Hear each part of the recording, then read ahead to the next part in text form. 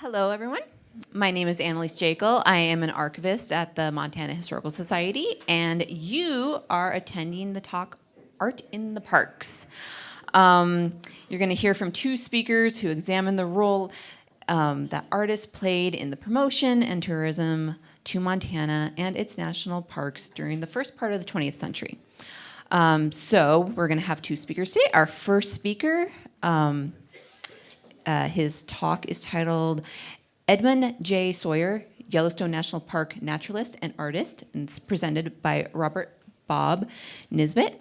Bob studied forestry and archaeology at Oregon State University and worked for the Forest Service. Since retiring, he has written about artists and scientists associated with Yellowstone and the Yellowstone History Journal and has posted presentations on YouTube.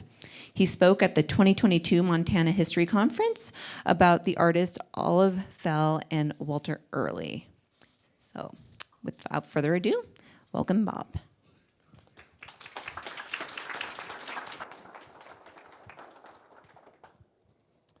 First, I want to thank the Montana History Society for picking my presentation to talk to you today, and I'm excited to talk to a bunch of history enthusiasts. Let me get this.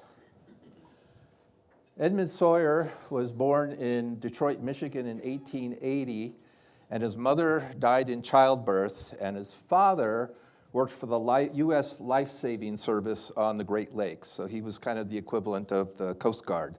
But 7 months into Edmund's life, a storm came up and flipped his father's boat, and his father drowned. So he was just a baby, and both of his parents were gone.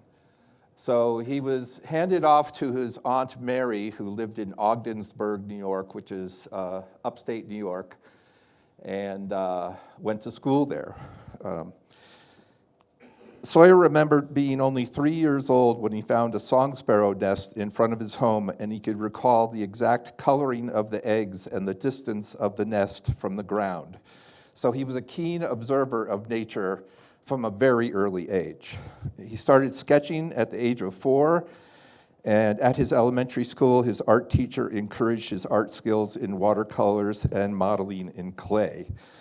But his elementary school time was not all flowers and roses. He loved the spring and the birds, and he wanted to be outside. He didn't want to be in the classroom.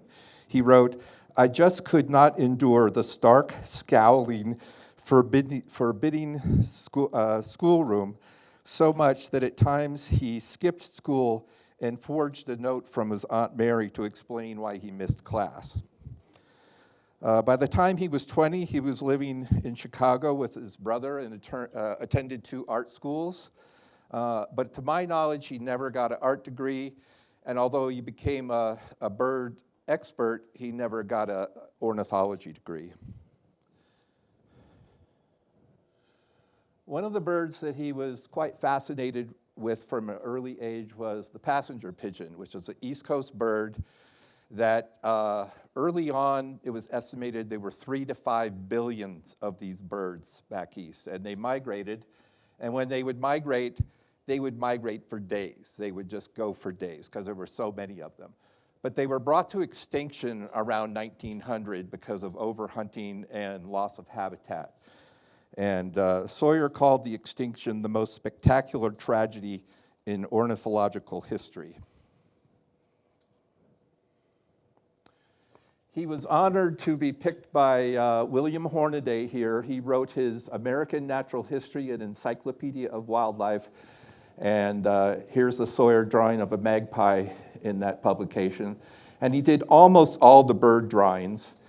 And that book was republished 16 times over 30 years. And so he really had a long time where he was published in this book. And Hornaday was quite a conservationist and has his own story. He worked with Frank M. Chapman, was an ornithologist, and Chapman started a popular magazine called Bird Lore, which years later was bought out by the Audubon Society. And Sawyer would write articles and provide illustrations in this book. This is from his article, The Proper Size of a Birdhouse. And that's a bluebird sitting in a cavity nest. And you didn't want the space to be too wide. It needed to be snug around the bird. He worked with Chapman illustrating a number of his books, and this was kind of the pocket bird collections was just kind of a fold-out thing. And these are all Sawyer's illustrations in one of the Chapman publications, where Chapman provided any text and he provided the drawings.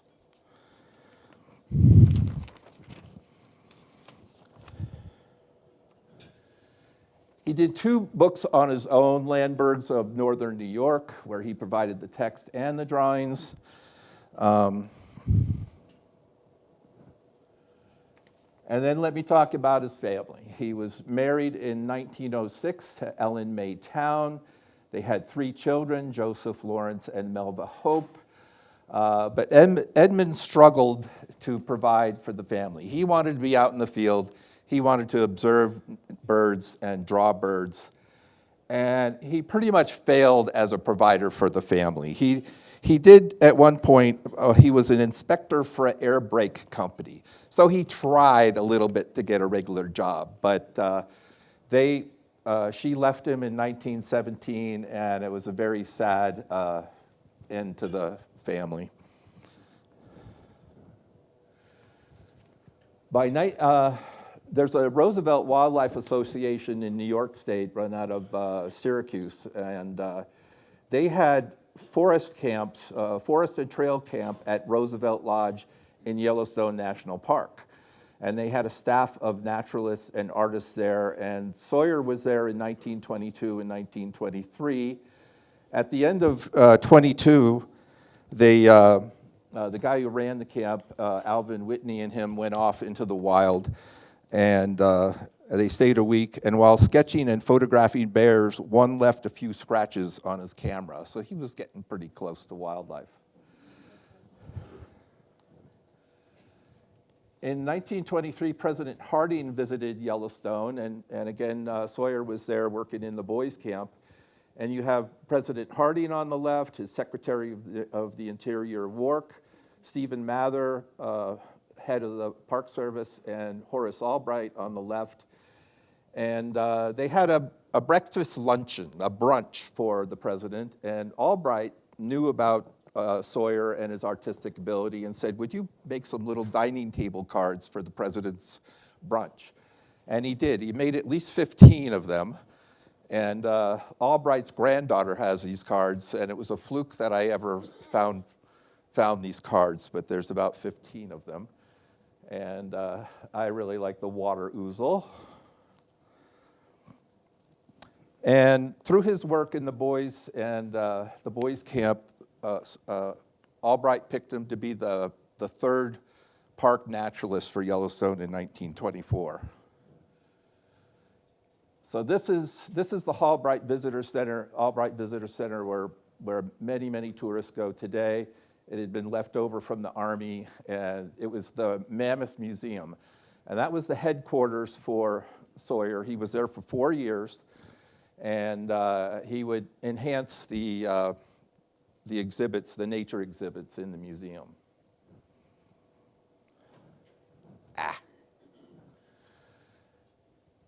Sawyer got there in January 1924, and he was thrilled to be there in the winter. He had seen the crowds in Yellowstone in 22 and 23, and he wrote a poem about the park in about winter at Yellowstone.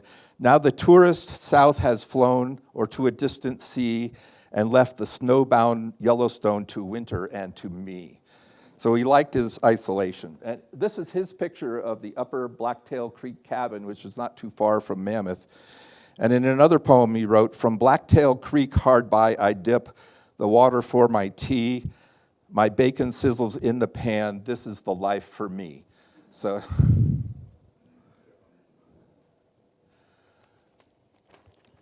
So Yellowstone and other national parks began publications called Nature Notes. It had been started a little earlier than Sawyer when he arrived in 24, but he provided cover art and inside drawings, and he collaborated with other people, other rangers in the park. And this is Marguerite Lindsley, who's somewhat well known in Yellowstone history, and Charles Phillips, and they were close associates when he creating the Yellowstone Nature Notes. They were distributed in black and white for the whole time he was there, but toward the end of his 4 years in Yellowstone, somebody in the administration office says, "Why don't you color a set for us?" And so the Yellowstone Heritage and Research Center has a set of the color covers of Nature Notes, and some of them are pretty great. I love the eagle. And here's another example. Here's a Lazuli bunting and the colorized version here.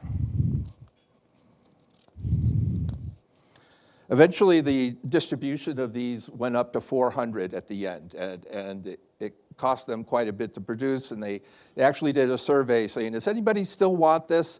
And it was overwhelmingly, "Yes, we want it."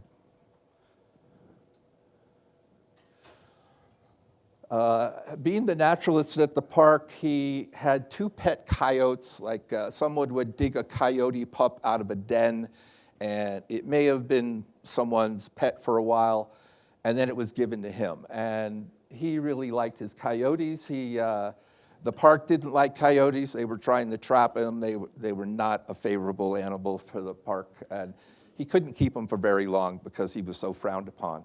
But he did take them to see tourists, and whenever he took them to the hotels to show them off to people, they were a big hit. But I will say, after he was there for a few years, they had a predator control program. The wolves had been eliminated, the mountain lions had been eliminated. They felt the coyotes were killing off young antelope, pronghorn, and he didn't see it that way. Let me flip the page here. He said he had noticed the coyotes having stalked and caught mice in abundance. And he wrote a memo to Albright saying, "We really need to reconsider the predator program and kind of minimize the program." It may have helped a little bit, but he was not a big factor in balancing prey and predators in the national park system. There were other biologists in the 30s that really turned the table to having a more natural relationship between the animals, but he was an early voice. So here's some of his art he made while he was in Yellowstone, the western tanager, the scarlet tanager. And he would show these off at the museum because there was a lot of visitors from back east, and you have the scarlet tanager back east, and you have the western tanagers in the park. Here's a mountain bluebird on the left, and I don't have the equivalent East Coast species, but this was one of my favorite Sawyer drawings of a mountain lion.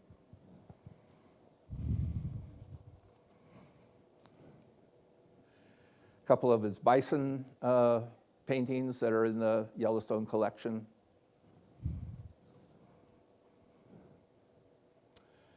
And here, these are coyotes being scavengers, not predators, but scavengers, along with some other animals. It says here, Sawyer from life, 1927. So he must have gone out in the field and sketched this and then painted it.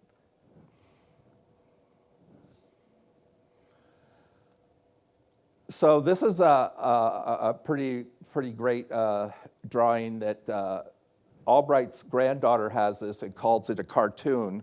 And let me read the caption for this. And I don't know if you can notice, this is the Corkscrew Bridge coming into Yellowstone from the Cody side. When the Albrights were returning from the superintendent's conference in Mesa Verde on October 23, 1925, a sudden violent snowstorm hit the park. Their car, loaded with suitcases, adults and children, got stuck over Sylvan Pass, the east entrance to the park. Rangers rushed horses and other equipment to the rescue, and after some effort managed to drag the car safely over the pass onto cleared roads. Ed Sawyer thought the whole scene very amusing and worthy of poking fun at the chief.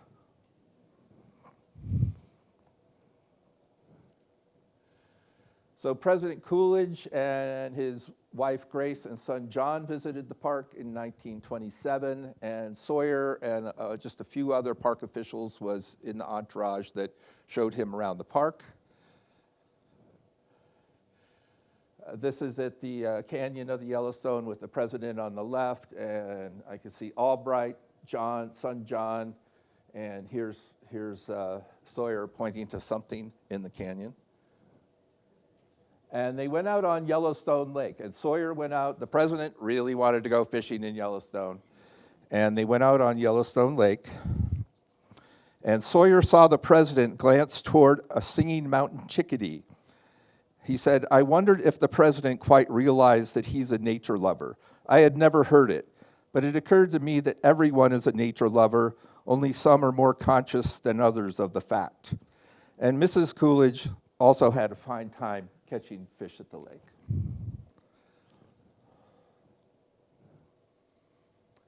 So they had to show the presidential party the bears, and both of these pictures have Sawyer feeding a black bear. And after they finished this feeding opportunity, they took him over to the canyon bear feeding grounds. If you're not aware, the hotels would take their food scraps and dump them out for the bears every night, and it became quite a tourist attraction. So here he wrote, "It was my privilege as the park naturalist to add directly to the entertainment of the president and Mrs. Coolidge by explaining the mammal and bird life, particularly at the canyon. There I spent an hour with Mrs. Coolidge watching and discussing grizzly and black bears, gulls, ravens, brewer blackbirds, and pipits on the bears' feeding ground. For that pleasant service, upon my return, our return, Mrs. Coolidge thanked me warmly and expressed her pleasure in the trip to the bear feeding ground." Now this is, during that time, during the Coolidge visit, he met Helen Bottom, who would become his third wife. He was divorced by then from his first wife, but it's kind of strange. He got sick, or he claimed to be sick in September, the month after this, and wrote in his monthly report, he says, "I need to go to a lower elevation, I'm sick." And he goes to Kansas City, Missouri, which is where Helen Bottom lived, but he also married another woman a week later in Minnesota. So he had a second wife, who I only found out very late in this whole process that he had a second wife. And they lived together for a few years. But Helen, they were married in 1936, and he died in 71, so they were together almost 35 years, and they were the true life companions for each other. One of his last projects at the museum was to create model groups. Normally, a natural history museum would have a lot of space, size of this room or bigger, and have a bear family group, a moose family group, but they didn't have that kind of space at the Mammoth Museum. So these were 1/8 size models, and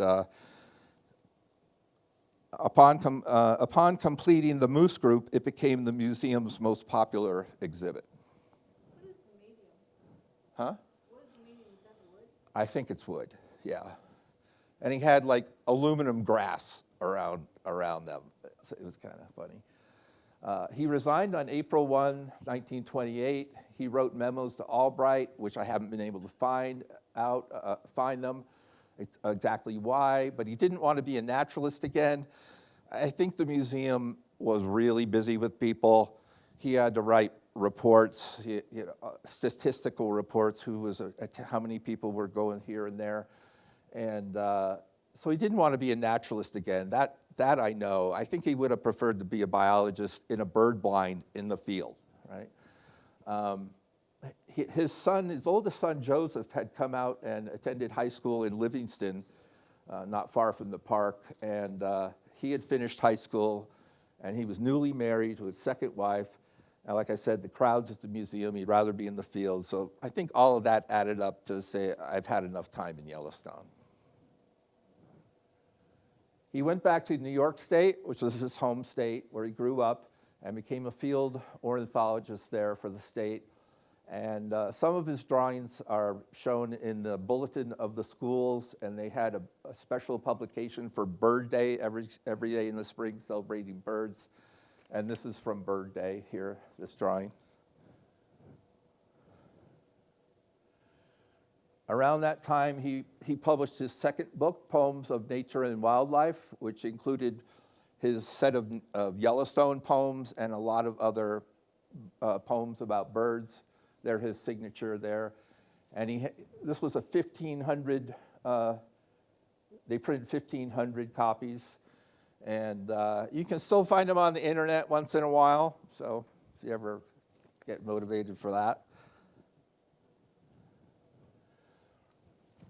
He moved to Michigan to the Cranbrook Institute by 31, and they helped him publish birdhouses, how to make and where to place them.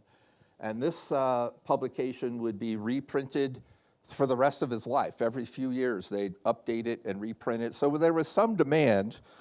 But his son, Lawrence, said he never made any money of them. And late in his life, he still had a stash of 3,000 copies of these. And he stated that he needed a better distribution system. Here's his second, the time in his life when he got involved with painting passenger pigeons. At this point, in 1939, 1940, he was living in Billings, and he actually provided, let me go back a minute. Post offices built in the 1930s under President Roosevelt's New Deal were decorated with images of the American scene. Sawyer sent animal sketches to the Billings post office for a mural in the Billings post office, but was not selected. He submitted a passenger pigeon design for a mural competition, which was displayed in a museum in Washington, D.C. President Roosevelt came to view the exhibit, thought the design was outstanding for its trueness to nature and the exquisite beauty of its creation. So he received a commission for a passenger pigeon mural in Denison, Ohio. And Sawyer knew that Denison, Ohio was on the flight path, the migration of the passenger pigeons on the East Coast. So that was an appropriate place for him to create this artwork. And as far as I know, I called up the post office and it's still there. His oil on canvas mural was installed in 1940, and Sawyer considered it his best work.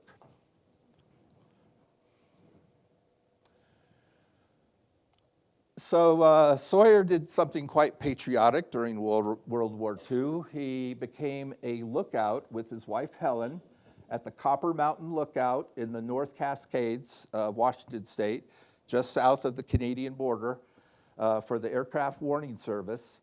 And if I didn't say it already, this is 6,200 feet. And if you know anything about forest lookouts, they're seasonal summer lookouts, and they stay there the whole year.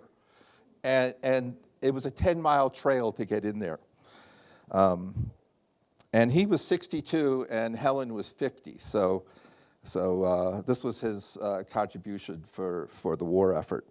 It was 10 miles of difficult trail to get there, and they were various pack trains would come in and bring them supplies only in the fall, not during the winter when the snows came, but they were stocking up. This is a 14-foot square building, and they built a separate storehouse and outhouse for this project. No fuel or oil could reach the lookout from late October until late the following spring, so Mrs. Sawyer planned groceries for a balanced diet for 7 to 9 months, and pack trains brought 600 gallons of fuel oil and kerosene. The last supply train arrived around November 1, and it was one of the worst storms of the season, and the pack train had to stay overnight on the trail with large trees snapping like matchsticks around them. And Helen and Edmund were at the lookout. sat all night fully dressed with flashlights and emergency rations in their pockets, listening to the building's timbers, boards, and cables creak and moan, and watching its sides sway and heave, while outside the roar of the storm was deafening. We were all set to make a dash for the door as soon as the building should start to move down the mountain. Snow piled up 6 to 14 feet deep around the lookout, so they had to dig a tunnel in and out of the lookout to make their aircraft observations. They heard avalanches every day, and a black bear raided their storehouse, leaving with bacon and butter. Edmund loaded a shotgun with blanks and shot the bear, never to return. The Sawyers were required to transmit reports every 2 hours, day and night, about what they saw in the sky. And for a whole year, every 2 hours, they radioed in nothing to report. But he did get some time to make some art. And this is from September 1943, a kestrel on the left and a pigeon hawk, or now we call them merlins, on the right.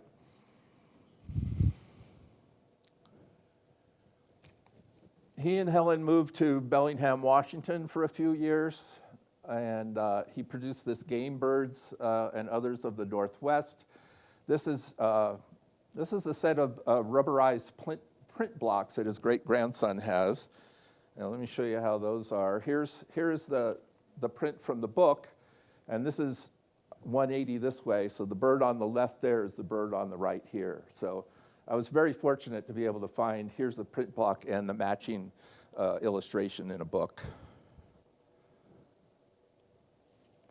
He produced a Sunday column for the Seattle Times from 1949 to 1952. He wrote over 100 articles, and he wrote about birds, mammals, wildflowers, ferns, butterflies, mushrooms, and fish. So over his career, he really branched out from being a bird specialist to being able to cover all kinds of nature topics. He would make some money by providing illustrations for popular outdoor magazines. And here's a table of contents from This American Woodsman, and he did the drawings around the outside of the table of contents here. So he and Helen moved to Vashon Island, which is southwest of Seattle, not very far from Seattle, in 1956. And they would live the rest of their lives there. He immediately became a distinguished artist on the island, and over time became known as the Birdman. A reporter visited his home when he was 79 and described him as having bright blue eyes, a sprightly step, and fingers that wield his pen on the artist's brush as quick and sure as when he began his career 75 years ago. He comes back to passenger pigeons. This is a diorama of 2 wooden and painted passenger pigeons with a painted background here of the flock. And, it's a 3D creation, and this is over his fireplace. I recognize that fireplace in his home because I've been to his house on Vashon Island. Here's a portrait painting of him in 1960 when he lived on the island. He continued to write articles for nature magazines. He produced bird and mammal lists for Vashon Island. He wrote nature articles for the Vashon newspaper, and he stated he worked in oil, watercolor, pen and pencil, and thought some of his best work was done in watercolors.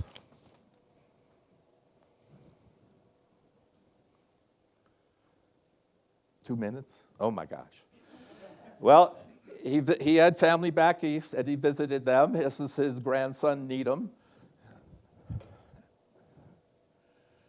And he was featured in an Audubon Society show in 1970, close to the end of his life. Someone asked him about Yellowstone, and he said, Yellowstone was despoiled even in the 1920s. All those luxury hotels, all those people doing stupid things. And when he drove near the park in 1960, he said, we didn't even stop. There was just too much civilization there. So in conclusion, he was a multi-talented artist. He was in charge of Yellowstone Nature Notes for 4 years, and then did his own Pacific Northwest Nature Notes. He was a prolific artist, wrote a lot of articles. He was part of a Audubon tour in the 1950s that included work from James Audubon and himself. Late in his career, some people designated him the Dean of American Bird Artists. I can't tell you where that came from, but it made him quite happy to earn that title.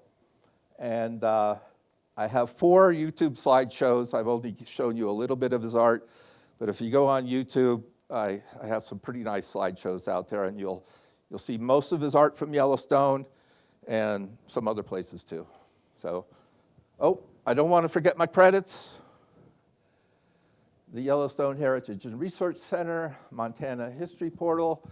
This is Mary Ellen, his granddaughter on the left, and Tom Sawyer, great-grandson on the right. Susan Isaacson is his Albright's granddaughter, and the Vashon Heritage Museum.